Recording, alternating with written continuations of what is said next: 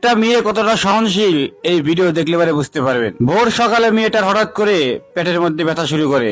সে একটা টিস্যু নিয়ে চলে গেল ওয়াশরুমে। ওয়াশরুম থেকে আবার সে তার বিছানায় চলে আসলো। বিছানায় আসার পরে সে আবার একটু ঘুমানোর চেষ্টা করতেছে, কিন্তু পাশেই তার ছোট্ট বাচ্চাটা আবার কান্না শুরু করলো।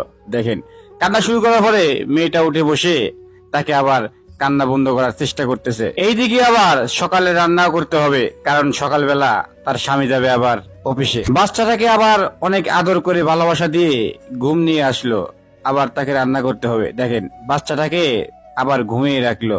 ঘুমিয়ে রাখার পরে মেয়েটা কি করলো দেখেন, তার সকালবেলার যাবতীয় কাজ কিন্তু সে আবার শুরু করলো, রান্না বান্না যাবতীয় কাজ। এইদিকে আবার তার হাজবেন্ড সকালবেলা ঘুম থেকে উঠে ফ্রেশ হয়ে খাওয়া দাওয়া করার জন্য বসে আছে।